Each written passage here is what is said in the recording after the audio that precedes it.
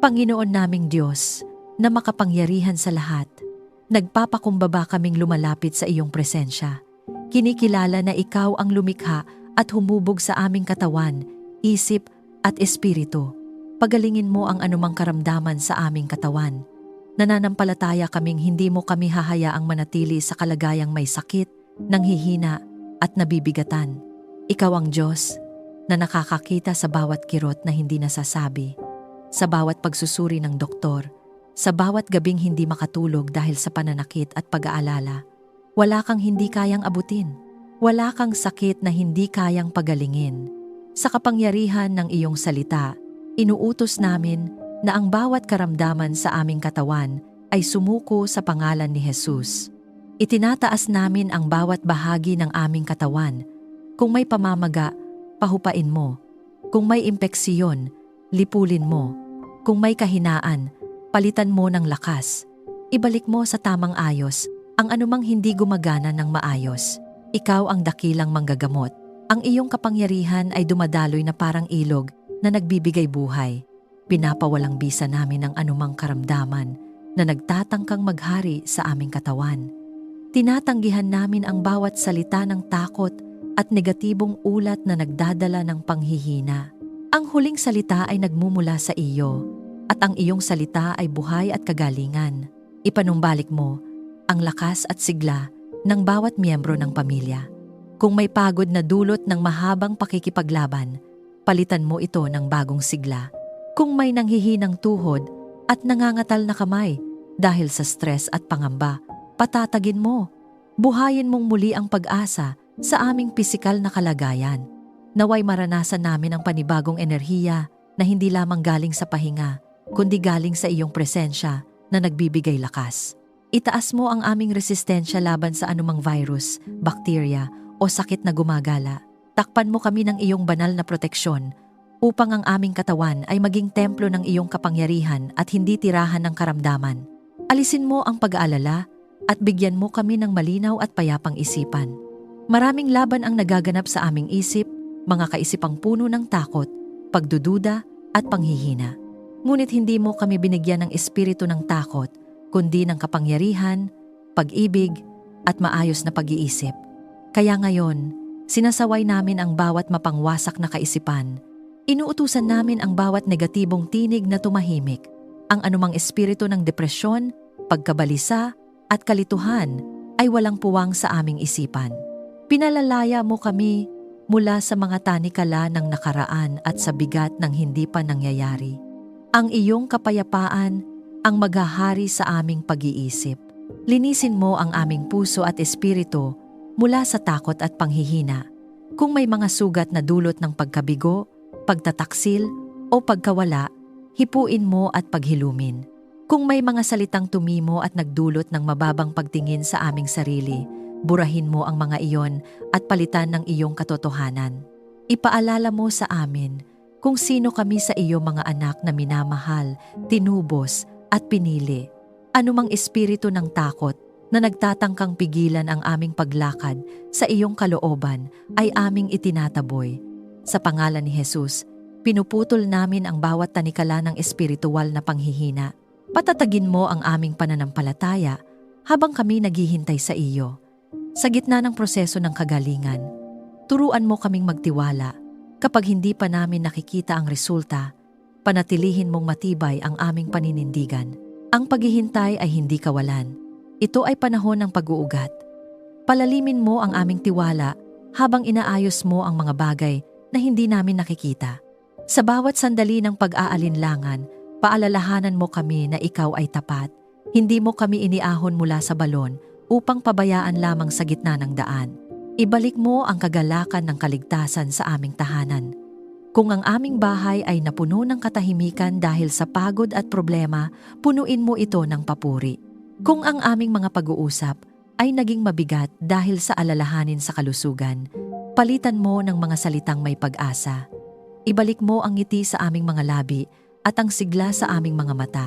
Naway ang aming tahanan ay maging patotoo ng iyong kapangyarihang magpagaling pisikal, emosyonal at espiritual. Sa larangan ng espiritual na pakikipaglaban, Idinedeklara namin na walang sandata na inihanda laban sa amin ang magtatagumpay.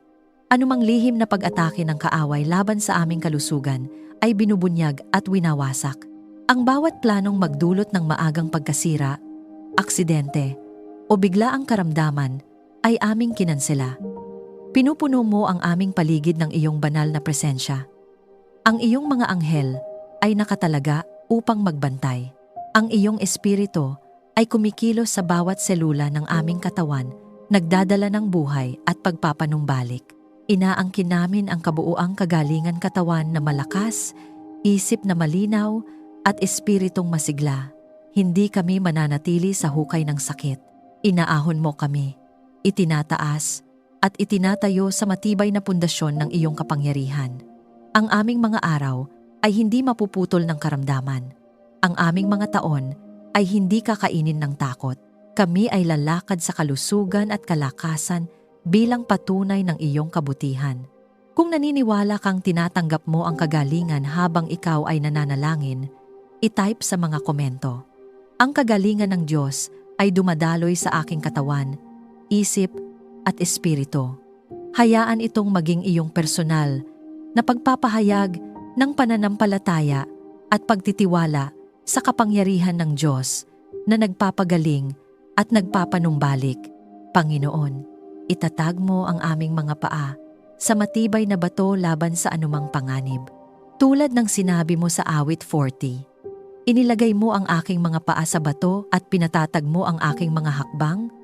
Nananampalataya kaming ikaw ang aming matibay na pundasyon. Sa mundong puno ng hindi inaasahang pangyayari, ikaw ang aming tanggulan at sandigan. Kapag ang paligid ay nanginginig sa takot at kaguluhan, hindi kami matitinag sapagkat ang aming tiwala ay nakaugat sa iyo. Itinatayo mo kami sa batong hindi kayang wasakin ng hangin, ulan o bagyo ng buhay. Ilayo mo kami sa aksidente, karamdaman at sakuna. Ipinagkakatiwala namin sa iyo ang bawat paglalakbay, bawat hakbang sa lansangan, bawat biyahe sa sasakyan, at bawat gawain sa araw-araw. Inuutusan namin sa pangalan ni Jesus na ang anumang plano ng kapahamakan ay mapigilan bago pa ito lumapit. Kung may bitag na nakahanda, sirain mo. Kung may panganib na nakatago, ilantad mo at ilayo mo kami roon. Ipinapahayag namin na ang aming pamilya ay hindi magiging biktima ng biglaang trahedya o hindi inaasahang kapinsalaan. Ang iyong kamay ang hahawak sa amin at mag-iingat sa bawat galaw. Takpan mo ng iyong banal na presensya ang aming tahanan araw at gabi. Naway ang aming bahay ay mapaligiran ng iyong liwanag na walang anino ng takot ang makakapasok. Anumang espiritu ng kaguluhan, takot o karahasan ay walang kapangyarihang pumasok sa aming pintuan. Tinatanggihan namin ang bawat pagtatangkang sirain ang kapayapaan ng aming tahanan. Sa espiritual na pakikipaglaban, itinataas namin ang pangalan ni Jesus bilang aming watawat ng tagumpay. Ang dugo ni Jesus ang aming tanda ng proteksyon. Walang masamang puwersa ang maaaring lumampas sa hangganang itinakda mo. Iligtas mo kami sa mga maling impluwensya at masasamang plano. Sa mundong maraming tinig at panukala, bigyan mo kami ng pagkilala sa tama at mali. Kung may taong nagbabalak ng masama laban sa amin, baguhin mo ang kanilang puso o ilayo mo sila sa aming landas. Kung may tukso na nagkukubli sa anyo ng oportunidad, bigyan mo kami ng malinaw na paningin upang ito'y aming tanggihan. Pinuputol namin ang anumang lihim na kasunduan ng kaaway laban sa aming pamilya. Ang bawat sumpa, paninira o espiritual na pag-atake ay aming kinansela sa pangalan ni Jesus. Hindi kami sasailalim sa impluwensyang maglalayo sa amin sa iyong kalooban. Bantayan mo ang aming paglabas at pagpasok. Sa bawat pag-alis sa aming tahanan, ikaw ang aming kasama. Sa bawat pagbabalik, ikaw ang aming sumasalubong. Hindi kami naglalakad mag-isa. Ang iyong mga anghel ay nakatalaga upang magbantay sa aming mga daan. Kung may panganib sa unahan, ihinto mo kami. Kung may maling desisyon na magdadala sa amin sa kapahamakan, ituwid mo ang aming hakbang. Ipinapahayag namin na ang aming mga paa ay ginagabayan ng iyong liwanag. Hindi kami madadapa sa patibong ng kaaway, sapagkat ikaw ang aming pastol at tagapagtanggol. Gawin mong ligtas na kanlungan ang aming pamilya sa gitna ng kaguluhan. Kapag ang mundo ay nababalot ng takot at balita ng digmaan, sakuna at krisis, ikaw ang aming kanlungan. Ang iyong presensya ang aming kublihan. Sa ilalim ng iyong mga pakpak, kami nagtatago at nakakahanap ng kapahingahan. Hindi kami magpapatangay sa agos ng pangamba. Sa halip, kami mananatiling matatag sapagkat alam naming ikaw ang kumokontrol sa lahat. Ang aming pamilya ay hindi matitinag ng panlabas na kaguluhan sapagkat ang kapayapaan mo ang nakatanim sa aming loob. Sa larangan ng espiritual na pakikipagdigma, tinatayo namin ang pader ng panalangin sa paligid ng aming tahanan.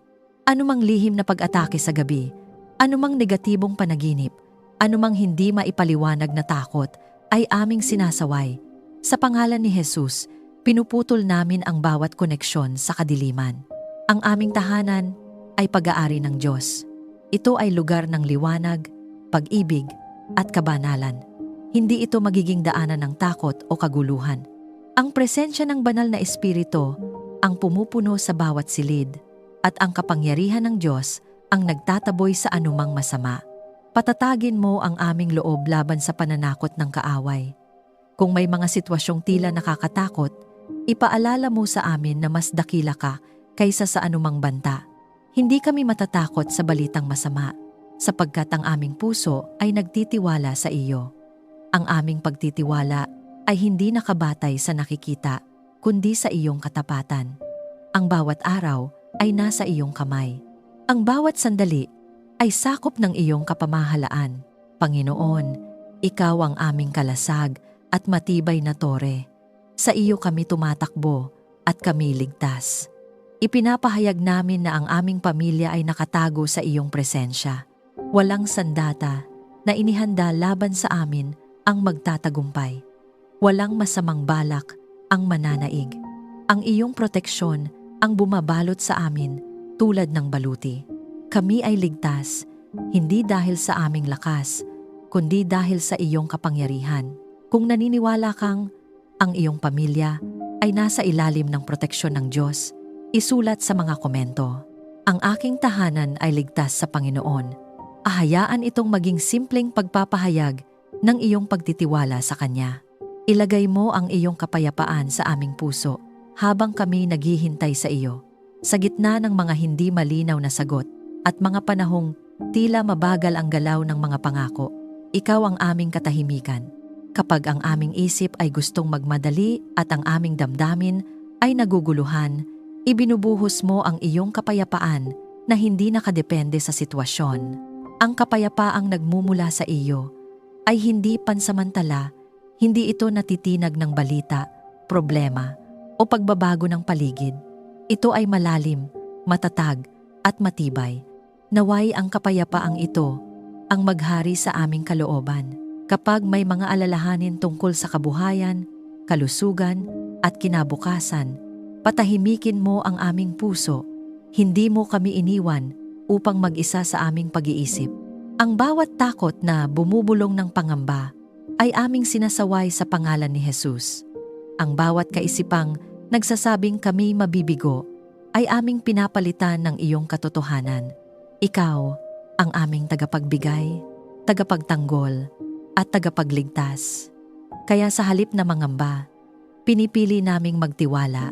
Sa halip na maguluhan, pinipili naming manalig. Ang iyong presensya ang nagiging himig ng kapayapaan sa aming kaluluwa. Alisin mo ang alitan at tampuhan sa aming tahanan. Kung may hindi pagkakaunawaan, palambutin mo ang aming puso. Kung may nasambit na salitang nakasakit, bigyan mo kami ng kababaang loob upang humingi ng tawad at magpatawad. Huwag mong hayaang manatili ang galit o hinanakit sa aming pamilya. Pinuputol namin ang anumang espiritu ng pagkakabahagi at pagtatalo na nagtatangkang maghasik ng lamat sa aming samahan. Sa pangalan ni Jesus, pinipili naming magkaisa. Ang aming tahanan ay hindi magiging lugar ng sigawan at sama ng loob, kundi lugar ng pag-unawa at malasakit. Turuan mo kaming magsalita ng may pag-ibig at pag-unawa. Bantayan mo ang aming mga salita upang hindi ito maging sandata ng pananakit, kundi maging daluyan ng pagpapalakas. Kapag kami pagod at emosyonal, paalalahanan mo kaming maghinay-hinay. Ilagay mo sa aming bibig ang mga salitang nagtatayo, hindi sumisira. Ang aming komunikasyon ay naway maging malinaw, mahinahon, at puno ng biyaya. Sa bawat pag-uusap, ikaw ang maging sentro. Ang iyong karunungan ang umagos sa aming mga desisyon at reaksyon. Palitan mo ang takot ng pagtitiwala sa iyong plano. Kung may mga bagay na hindi namin maunawaan, turuan mo kaming magpahinga sa iyong mga pangako. Ang iyong mga plano ay mabuti, kahit hindi agad namin makita ang kabuuan. Kapag may pintuang nagsasara, tulungan mo kaming maniwalang may mas mabuting bukas na inihahanda.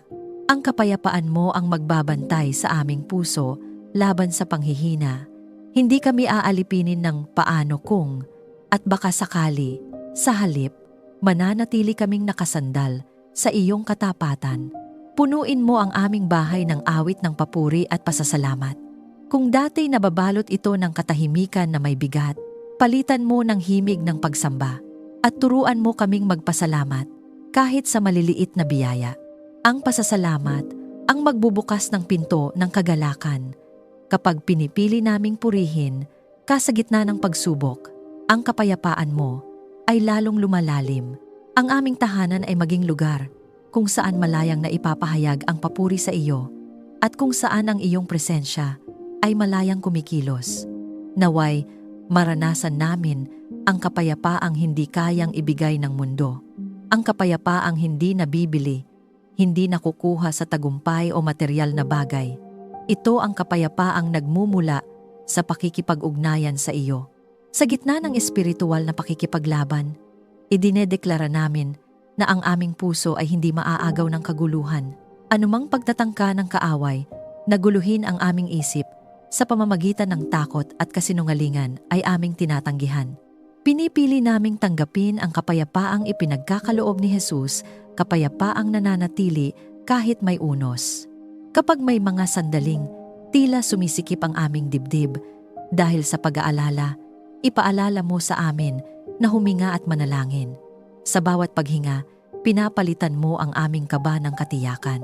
Sa bawat panalangin, bumababa ang iyong presensya na nagpapatahimik sa bagyo sa loob namin.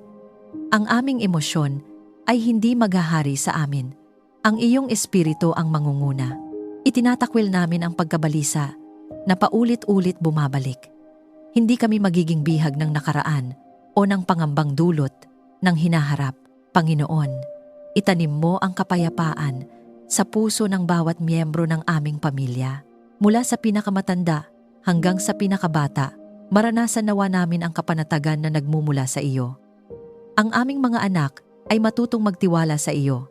Ang mga magulang ay mapuspos ng kapanatagan sa kanilang pag-aalaga. Ang bawat relasyon sa loob ng aming tahanan ay mapalalim dahil sa iyong kapayapaan. Ipinapahayag namin na ang aming pamilya ay magiging ilaw ng kapayapaan sa iba.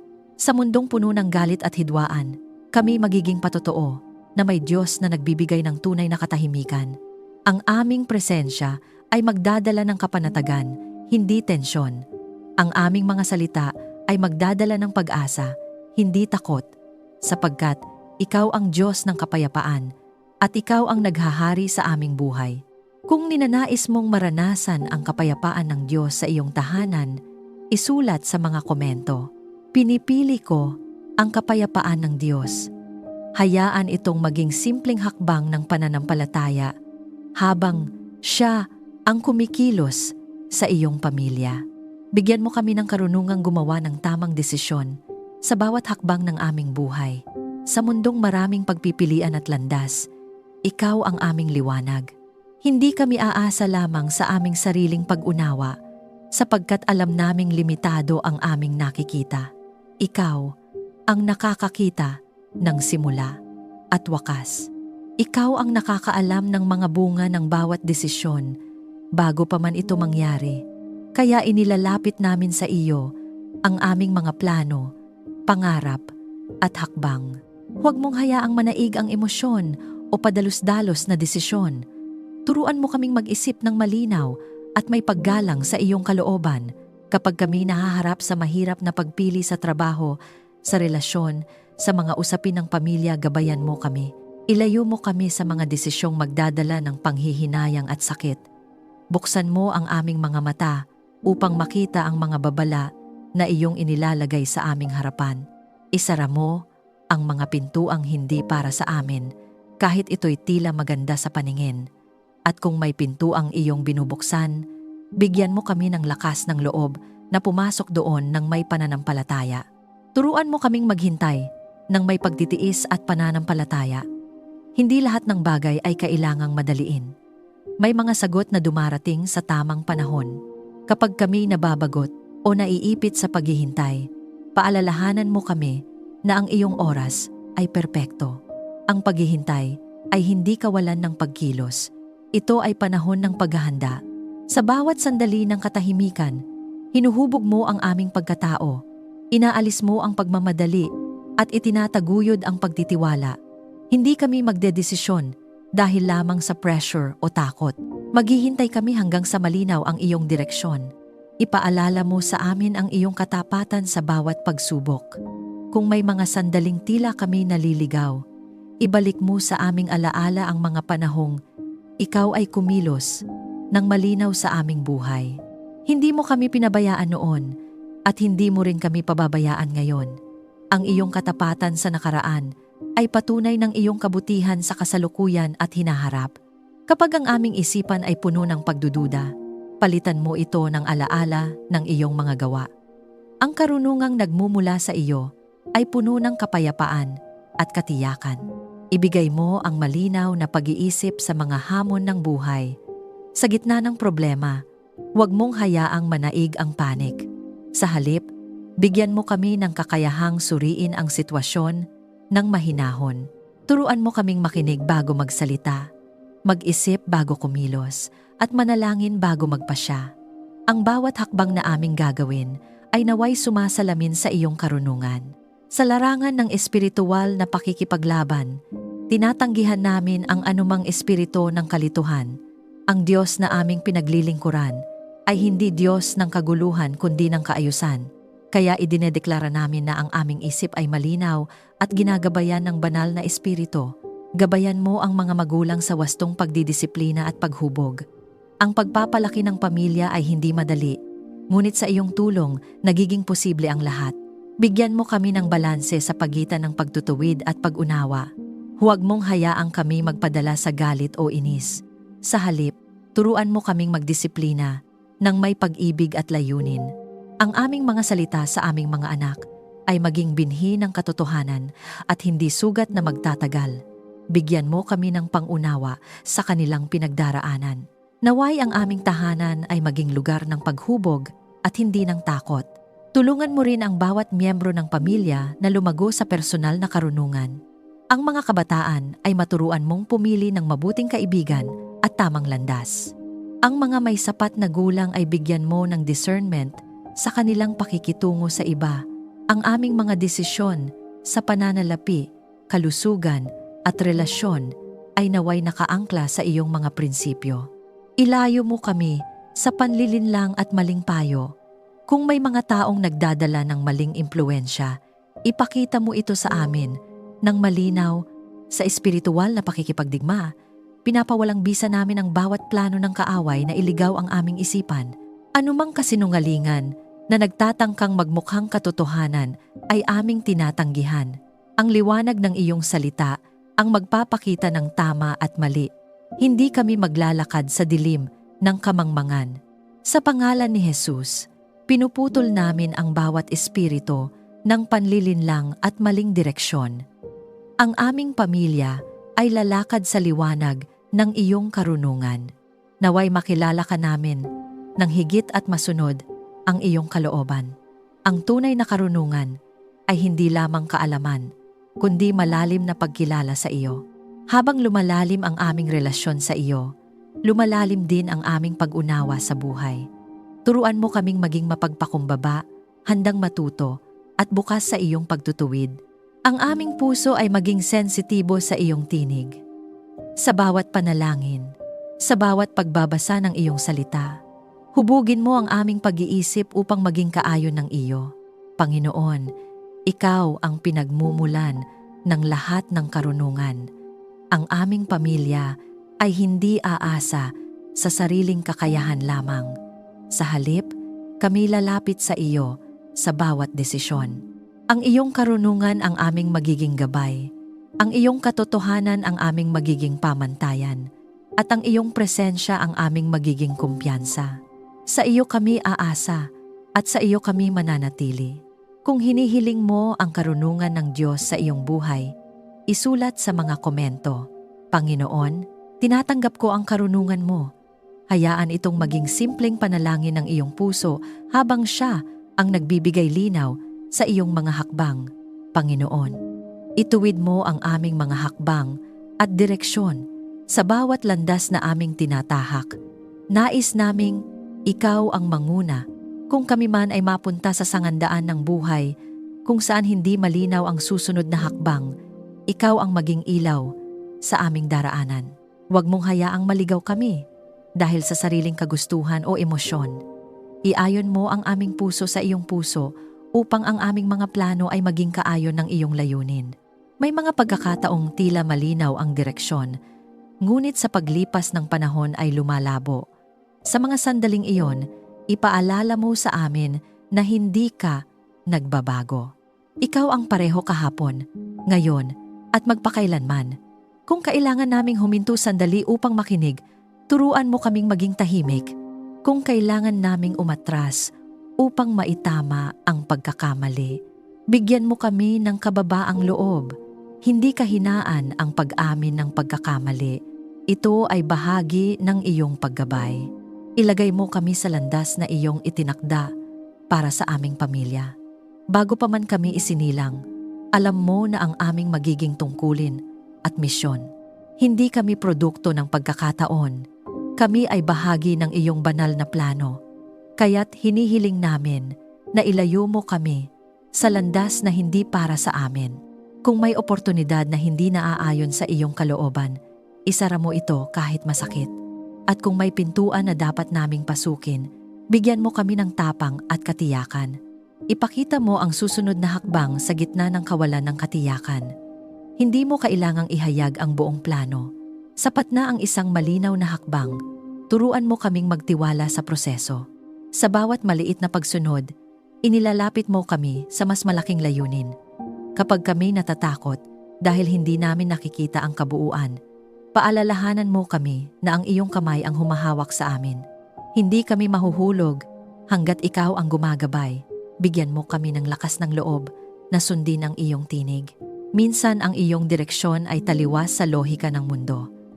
May mga sandaling hinihingi mo kaming magpatawad, kahit masakit, maghintay, kahit nagmamadali ang lahat, o sumubok muli, kahit kami nabigo. Sa mga sandaling iyon, patatagin mo ang aming pananampalataya. Huwag mong hayaang manaig ang takot o opinyon ng iba kaysa sa iyong tinig. Mas mahalaga ang iyong pagsang-ayon kaysa sa palakpak ng tao. Panatilihin mo kaming matatag sa iyong katotohanan. Sa mundong puno ng iba't ibang paniniwala at ideya, ang iyong salita ang aming magiging pamantayan. Kapag may mga kaisipang naglalayo sa amin sa iyong katotohanan, agad mo itong ihayag. Bigyan mo kami ng discernment upang makilala ang tama sa mali. Ang aming pamilya ay hindi matangay ng agos ng kultura kung ito'y laban sa iyong kalooban. Sa halip, kami tatayo ng may tapang at paninindigan.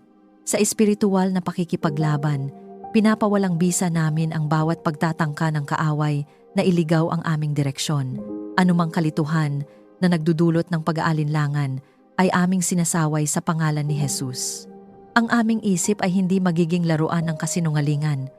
Ang aming puso ay hindi maaakit ng panandaliang kinang na walang-walang hanggang halaga. Kami ay ginagabayan ng banal na espiritu at ang kanyang tinig ang aming susundin.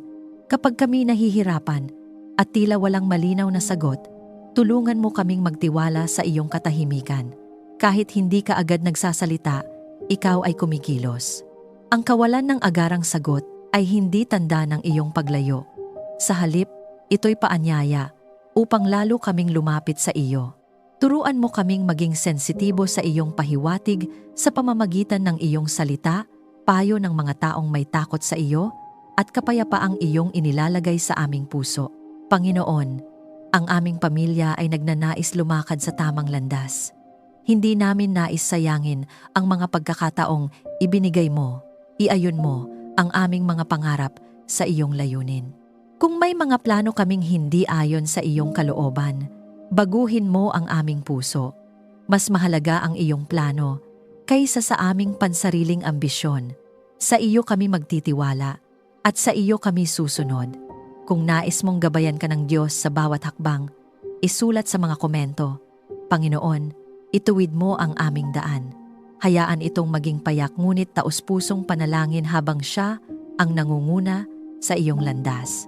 Panginoon, pagpalain mo ang aming kabuhayan at mga gawain.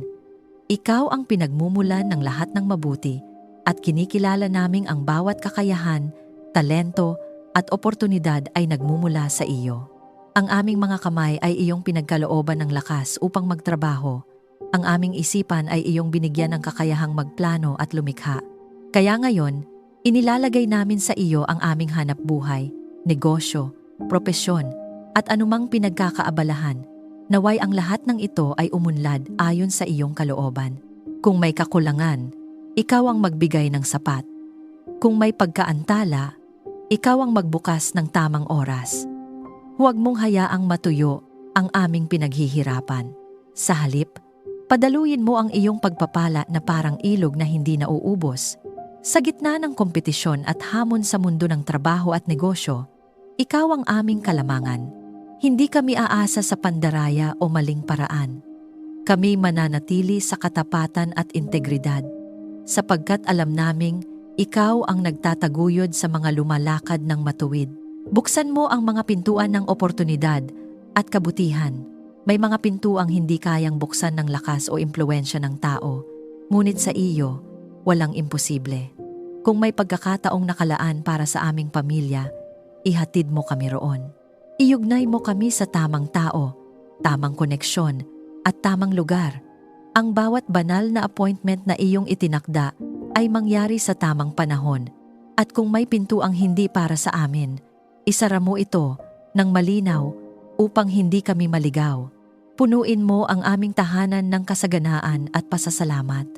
Ang kasaganaan ay hindi lamang nasusukat sa material na bagay, kundi sa kapayapaan, kalusugan, at pagkakaisa.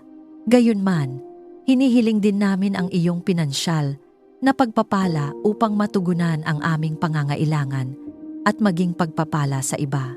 Ilayo mo kami sa pagkakautang na nagpapabigat at sa kakulangan na nagdudulot ng takot. Turuan mo kaming maging mabuting katiwala ng bawat biyayang ipinagkakatiwala mo sa amin. Ang aming tahanan ay mapuno ng pasasalamat at hindi reklamo. Gawin mo kaming daluyan ng pagpapala sa iba. Huwag mong hayaang ang iyong biyaya ay magtapos lamang sa amin. Habang kami iyong pinupuno, tulungan mo kaming magbahagi. Bigyan mo kami ng pusong mapagbigay, handang tumulong sa nangangailangan. Ang aming pamilya ay maging instrumento ng iyong kabutihan sa komunidad, sa pamamagitan ng aming mga salita, gawa, at kabuhayan, naway makita ng iba ang iyong liwanag. Itaas mo ang aming pangalan sa iyong biyaya at pabor. Kung may mga sitwasyong tila hindi kami napapansin o nalalampasan, ikaw ang magtataguyod sa amin. Ang promosyon at pag-angat ay nagmumula sa iyo. Ilagay mo kami sa posisyon kung saan magagamit namin ang aming kakayahan para sa iyong kaluwalhatian. Huwag mong hayaang maipit kami sa lugar na pumipigil sa aming paglago. Sa halip, itaas mo kami ayon sa iyong perpektong plano. Sa espiritual na pakikipaglaban, pinapawalang bisa namin ang bawat espiritu ng kakulangan at kahirapan na nagtatangkang humadlang sa aming pagpapala. Anumang henerasyonal na limitasyon o maling paniniwala tungkol sa pera at kasaganaan ay aming pinuputol sa pangalan ni Jesus. Hindi kami magmamana ng siklo ng kakapusan at pagkabigo. Sa halip, tatayo kami sa pangako ng Diyos na Siya ang aming tagapagbigay. Ang bawat planong hadlangan, ang aming pag-unlad ay aming kinansela. Ang bawat inggit at paninira laban sa aming tagumpay ay walang kapangyarihan. Ilagay mo sa aming bibig ang bagong awit ng papuri sa iyo. Kapag kami nakakaranas ng iyong kabutihan, hindi kami mananatiling tahimik. Ang aming mga labi ay magpapatotoo ng iyong katapatan. Ang papuri ay hindi lamang bunga ng pagpapala, kundi daan patungo sa mas malalim na presensya mo. Habang kami nagpupuri, lalo mong pinalalawak ang aming pananaw. Ang aming tahanan ay mapuno ng awit ng pasasalamat. At ang aming pamilya ay kilalanin bilang mga taong nagtitiwala sa iyo. Turuan mo rin kaming maging matiyaga sa panahon ng paghihintay. May mga pagpapalang dumarating agad at may mga pagpapalang hinuhubog muna ang aming karakter bago ibigay. Huwag mong hayaang kami mainip o mawalan ng pag-asa. Sa bawat araw na tila ordinaryo, ikaw ay kumikilos sa likod ng tabing. Ang aming pananampalataya ay manatiling buhay habang hinihintay ang katuparan ng iyong mga pangako. Panginoon, ang aming pamilya ay nananalig na ikaw ang Diyos na nagpapala. Hindi lamang upang kami maging komportable, kundi upang kami maging kapaki-pakinabang sa iyong kaharian. Ang aming tagumpay ay hindi para sa sariling kapurihan, kundi para sa iyong kaluwalhatian. Ang aming kasaganaan ay hindi magdudulot ng pagmamataas, kundi magpapalalim ng aming pagpapakumbaba at pasasalamat. Ipinapahayag namin na ang aming kabuhayan ay pinagpapala, ang aming tahanan ay pinagpapala, at ang aming mga relasyon ay pinagpapala. Ang pabor ng Diyos ang nasa amin. Ang biyaya mo ang umaalalay sa bawat proyekto at plano. Kami ay lalakad sa kasaganaan na may pusong mapagpasalamat at kamay na handang magbahagi. Kung naniniwala kang pinagpapala ng Diyos ang iyong pamilya, isulat sa mga komento, "Salamat, Panginoon, sa iyong pagpapala." Hayaan itong maging simpleng pagpapahayag ng iyong pasasalamat at pananampalataya. Iahon mo kami mula sa anumang pagsubok patungo sa tagumpay. Ikaw ang Diyos na nagbabangon mula sa pagkakadapa at nagdadala mula sa dilim tungo sa liwanag.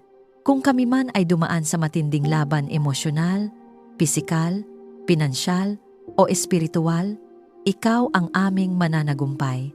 Hindi mo kami tinawag upang manatiling talunan, kundi upang maranasan ang pagtatagumpay na nagmumula sa iyo. Sa bawat luha at pagod, may nakahandang pag-angat.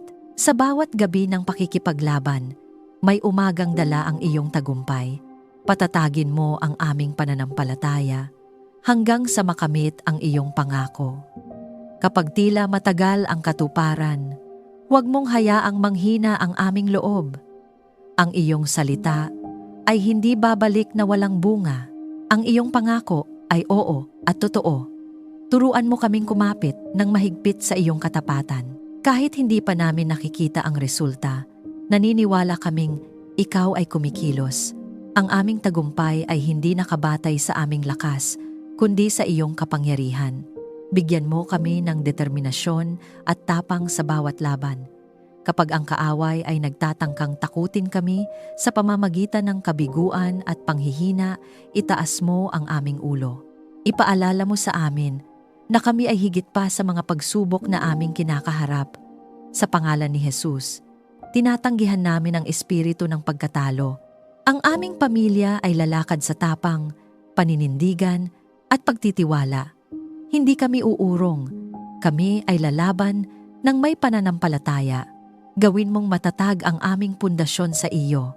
Anumang tagumpay na hindi nakasandig sa iyo ay panandalian lamang, ngunit ang tagumpay na nagmumula sa iyo ay may walang hanggang halaga. Itanim mo ang aming ugat ng malalim sa iyong katotohanan. Kapag dumating ang hangin ng pagsubok, kami mananatiling nakatayo. Kapag dumating ang ulan ng hamon, hindi kami matitinag. Naway makita ng iba ang iyong kabutihan sa aming buhay at magtiwala rin sa iyo.